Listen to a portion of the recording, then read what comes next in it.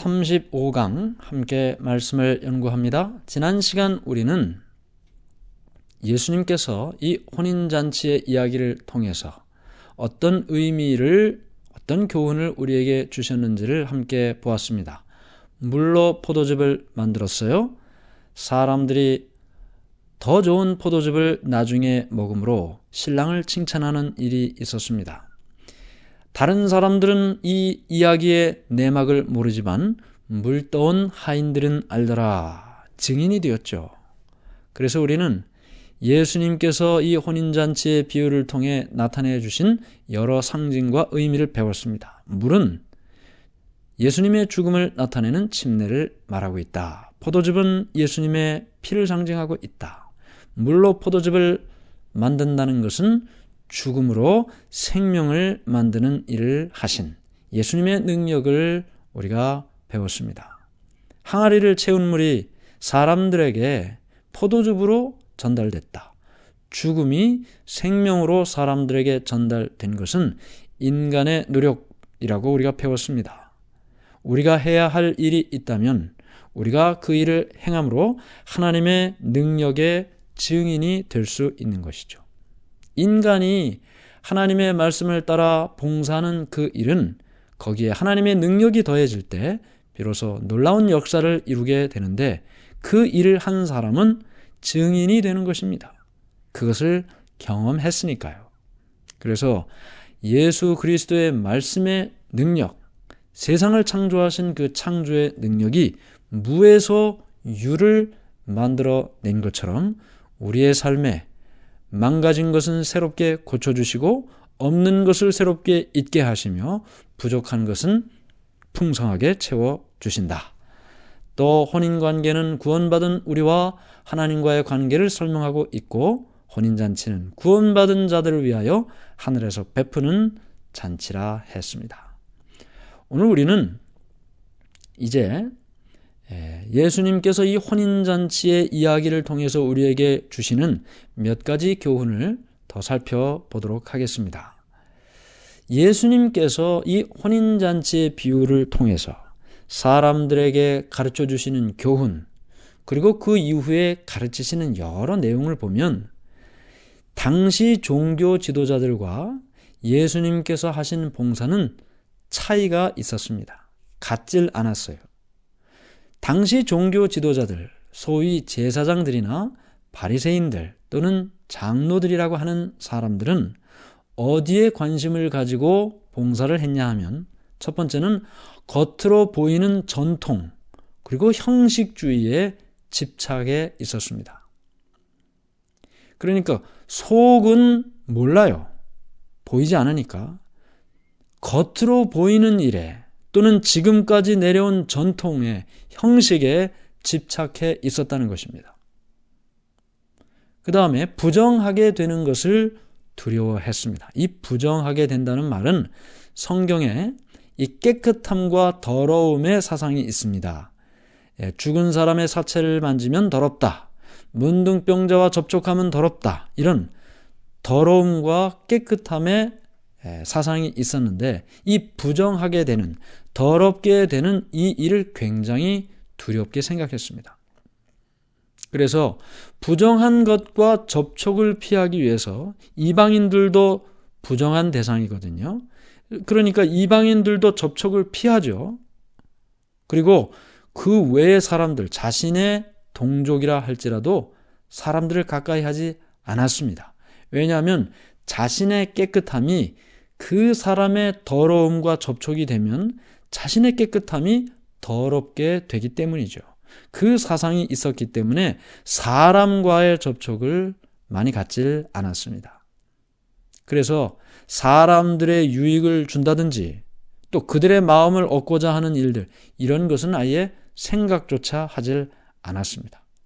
그들의 생활은 아주 제한적이었고 자기 중심적이었습니다.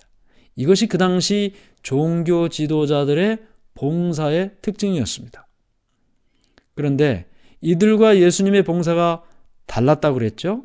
예수님의 봉사의 특징은 어땠을까요? 예수님은 종교 지도자들이 다른 사람과의 접촉을 피했다면 예수님은 모든 사람과 밀접한 관계를 유지하려고 애를 썼습니다. 모든 사람과 할 수 있는 한 접촉할 수 있는 모든 사람과 밀접한 관계를 유지하려고 애를 썼습니다. 또 하나님의 율법을 존중하면서도 위선적이거나 겉으로 보여주기 위한 경건은 직접적으로 책망을 하셨습니다. 그들의 위선적인 태도를 책망하셨다는 거예요. 그들이 겉으로 드러낸 그 율법의 모습을 책망한 것이 아니고 속은 그렇지 않으면서 겉으로만 그런 척한 그 거짓된 경건을 책망하셨다는 것입니다. 하나님의 율법은 존중하면서도 무의미한 규칙, 마치 많은 규칙을 만들고 그 규칙을 지킬 수 있으면 아주 경건한 사람인 것처럼 생각했던 그 당시의 사회에 무의미한 규칙이나 굴레들로부터 사람들에게 자유를 주려고 애를 썼습니다. 사람들 사이에 가로막힌 모든 담을 헐어버리고 하나님 안에서 한 가족이 되게 하려고 애를 썼습니다. 이런 모든 일들을 이루기 위해서 첫 번째 계단으로서 이 혼인잔치에 참석을 하셨던 것입니다. 사람들이 다 한 가족이 되는 서로 가로막은 모든 장벽을 내려놓게 하고 허물어뜨리는 그 일을 위해서 말이죠. 우리가 예수님이 어떤 분이셨을까 좀 생각을 해봅니다. 예수님이 과연 하하하 이런 웃음을 웃으셨을까? 여러분은 어떻게 생각하십니까? 항상 예수님께서 경건해서 정말 심각하고 비장한 얼굴로 무거운 모습으로 이리저리 다녔을까요? 예수님은 사교적인 분이셨습니다. 예수님이 사교적인 분이었다는 사실이 사실 언뜻 우리의 마음에 와 닿질 않고 연상이 되질 않죠. 그러나 성경에 나타난 여러 많은 말씀을 종합해 볼 때 예수님은 방종은 책망하셨지만 본래 사교적인 분이셨습니다. 우리가 예수님의 어린 시절을 배울 때도 예수님께서 구별된 삶을 사시면서도 사람들과 밀접한 관계를 맺고 살았다고 했습니다. 사람들이 힘들고 어렵게 일을 할 때 예수님을 통해 마음의 위로와 용기를 얻었다고 했습니다. 예수님께서 들려주시는 찬양의 노랫소리로 사람들의 마음에 따뜻함과 평화가 있게 되었다고 말했습니다. 그래서 예수님은 사람들과 가깝게 아주 사교적으로 교제하시던 그런 분이었습니다. 다양한 계층의 사람들로부터 따뜻한 환영을 거절하지 않으셨습니다. 부자나 가난한 자, 많이 배운 사람이나 그렇지 못한 사람이나 누구의 집을 방문해서 함께 대화하고 일상생활의 사소한 문제도 함께 대화하고 그런 일상의 사소한 일로부터 마침내 영적인 대화까지 함께 대화하는 그런 분이셨습니다. 방종은 허락하지 않으셨어요. 그러나 순수한 즐거움의 자리에는 함께 참석하시고 함께 즐거워하셨습니다. 예수님이 혼인잔치에 참석한 것도 이러한 예수님의 모습을 생각할 수 있는 것입니다. 예수님께서 이렇게 사람들과 쉽게 그리고 가깝게 교제하려고 했던 분이라는 것을 생각하면서 예수님께서 사람들과 이렇게 교제하는 목적이 무엇일까요? 이유가 무엇일까요? 그들과 함께 놀고 하하호호 이것이 목적이었을까요? 예수님의 사람들과 가까운 교제를 하는 목적은 그 사람, 함께 만나는 그 상대방의 유익을 바라는 자로서 함께 있었다. 그렇게 설명을 하고 있습니다. 나의 기쁨과 나의 삶을 위해서 그 사람을 만나는 것이 아니고 상대방의 기쁨과 상대방의 삶을 위하여 또 그 사람이 잘 되기를 바라는 마음으로 만났다는 것이죠. 예수님께서는 모든 사람들이 다 구원받아야 할 사람이라고 생각하고 만나셨습니다. 예수님께서는 그 사람을 만났을 때 그 사람의 유익을 바라는 자로서 그 사람들과 함께 생활하셨습니다. 또 큰 거리에서나 또 한 개인의 집에서나 배 위에서나 회당에서나 호숫가에서나 그리고 혼인잔치에서도 사람들을 만나기 위하여 찾아가셨습니다. 그분은 그들을 일터에서 일상의 생활에서 그들을 만나셨습니다. 그리고 그들의 삶의 이야기에도 관심을 나타내셨습니다. 그리고 예수님께서는 당신의 교훈을 그 사람의 가정으로 가지고 가셨어요. 그리고 그 가정 안에 있는 모든 사람들이 예수님이 전해주는 이야기, 예수님이 풍겨주는 그 가마력, 그 모든 것을 받도록 해 주셨습니다. 예수님께서는 우리가 아는 것처럼 홀로 자주 기도하기 위해 산으로 올라가셨습니다. 그러나 이것은 앞으로 만날 사람들을 위하여 어떻게 봉사할까? 그들을 위하여 어떻게 도와줄 수 있을까? 그 일을 위한 준비이지 그것 자체가 목적이 아니었습니다. 예수님께서는 이렇게 개인적으로 기도하고 준비하는 과정을 통해서 시간을 보내신 후에는 사람들을 만나서 병자를 치유해 주시고 가난한 자를 따뜻하게 대해 주시고 아무것도 모르는 자에게 하나님의 말씀을 가르쳐 주시고 사단의 포로가 되어 억눌려 사는 사람들에게는 자유를 허락해 주시기 위해 사람들을 만나셨습니다. 그래서 이렇게 예수님께서는 다른 사람의 유익을 바라는 자로서 사람들을 만나셨다. 그리고 아까 우리가 배운 말씀처럼 예수님은 사교적인 분이라 그랬어요.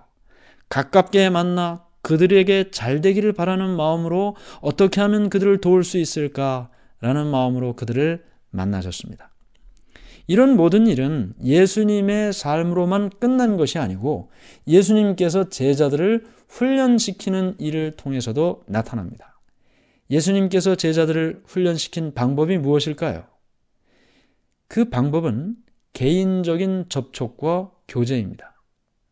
개인적인 접촉과 교제를 통하여 예수님께서는 제자들을 훈련을 시키셨어요. 산기슭에서 바닷가에서 길을 걸어갈 때에도 예수님께서는 제자들에게 하나님의 나라에 대하여 가르쳐 주셨습니다. 개인적으로 가르쳐 주신 거죠. 설교를 통해서나 많은 사람들 속에서 가르쳐 주는 것뿐만 아니라 구체적으로 개인적으로 접촉하고 개인적으로 교제함을 통해 훈련을 시켜 주셨다는 말입니다. 예수님께서는 제자들에게 자신이 어떻게 가르치는지를 보여주시기 위해서 나를 따르라 그렇게 말씀하셨습니다. 이거 해라, 이거 하지 마라, 저렇게 해라, 저렇게 하지 마라 이렇게 하진 않으셨어요. 나를 따라와라 그렇게 말씀하셨어요. 그리고 예수님께서 사람들을 개인적으로 만나고 그들이 잘 되기를 바라는 마음으로 그들을 돕는 과정을 통해 사람들에게 가르쳐주는 것을 제자들이 보고 배울 수 있도록 했습니다. 그래서 예수님께서 사람들과의 개인적인 사교적인 교제를 한 것처럼 우리는 사람들을 만나는 일을 결코 중단해서는 안 됩니다. 사람들과 결코 격리되면 안 됩니다. 그 사람들이 자발적으로 우리를 찾아오지는 않죠. 결국은 우리가 그들을 개인적으로 만나는 일을 해야 되는 것입니다. 설교가 사람들에게 좋은 영향을 끼칠 수 있습니다.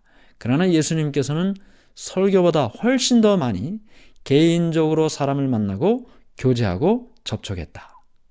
낮은 자의 가정에서나 높은 지위의 큰 저택에서나 접대하는 식탁에서나 단순하고 사소한 모임을 통해 그들과 교제하고 영적으로 대화하고 마침내 하나님의 사랑을 그들에게 전해 주었습니다. 우리가 이런 사교적인 개인적인 접촉과 교제가 하나님의 말씀을 전하는 좋은 방법이라는 사실을 제자들을 훈련시켰던 방법이라는 것을 생각하게 됩니다.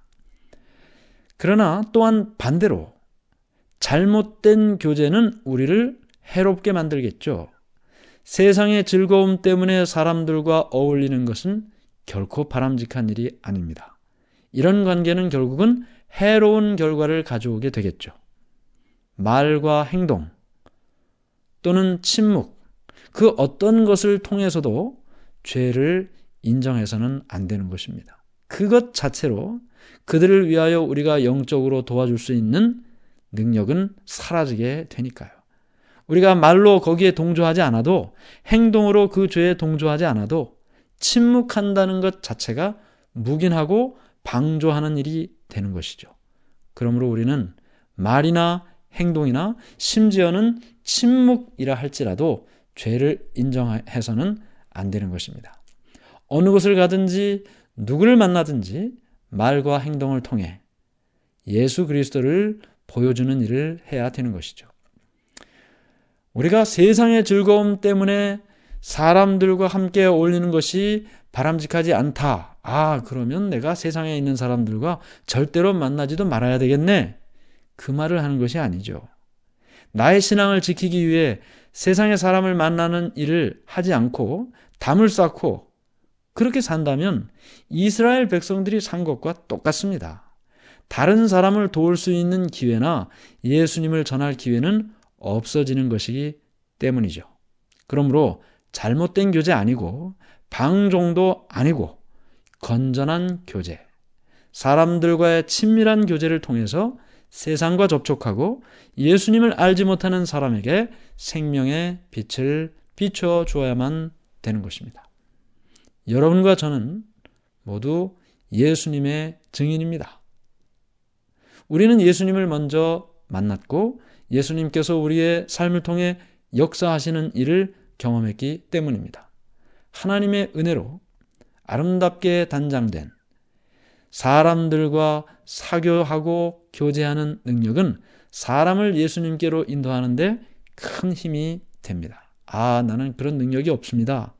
저는 원래 내성적이거든요. 저는 사람들을 만나면 말을 잘 못합니다. 그럴 수도 있습니다. 그러나 우리가 하나님을 만나고 신앙을 하다 보면 사람들에게 그 이야기를 하고 싶은 그런 때가 있죠. 그때 하는 것입니다. 만일 하나님께서 내게 다른 사람을 즐겁게 할 수 있는 그런 은사를 주셨다면 그것을 통해 우리는 사람들을 예수님께로 이끌 수 있을 것입니다. 사람들이 나를 볼 때, 저 사람은 자기 자신만을 위해 사는 사람이야. 그렇게 생각하면 우리가 잘못 살고 있는 것이겠죠. 근데 그 사람이 나를 볼 때, 저 사람은 다른 사람을 위해서 무엇이든지 도와주려고 노력하는 사람이야. 라고 생각한다면 우리의 삶은 인정받을 수 있는 그리스도를 보여주고 사는 그런 삶이 될 것입니다. 예수님을 만나셨습니까? 예수님께서 나의 삶에 역사하시는 일을 경험하셨습니까? 우리가 예수님을 바라보고 산다면 우리는 예수님이 하신 것처럼 다른 사람을 위한 삶을 살게 될 것입니다. 나를 위한 삶이 아니라 다른 사람을 위한 삶, 다른 사람이 행복할 수 있는 사람으로 살게 되기를 간절히 바랍니다. 하늘에 계신 하나님 아버지, 하나님의 은혜를 감사합니다. 우리는 우리의 삶을 어떻게 살고 있습니까? 나를 위해서 살고 있습니까? 아니면 다른 사람의 유익을 위해 살고 있습니까? 나 자신의 울타리를 쳐고 울타리 안에서만 살고 있습니까? 아니면 있던 울타리도 무너뜨리고 사람들과 교제하고 접촉하고 개인적인 관계를 가지며 살고 있습니까? 예수님처럼 사람들과 만나기를 노력하고 그들과 개인적으로 접촉하고 그들이 잘 되기를 바라는 마음으로 살고 마침내 그들의 삶의 하나하나를 나의 삶인 것처럼 여기고 예수님을 함께 나누는 우리의 삶이 될 수 있도록 도와주시옵소서. 예수님의 이름으로 간절히 기도드리옵나이다. 아멘.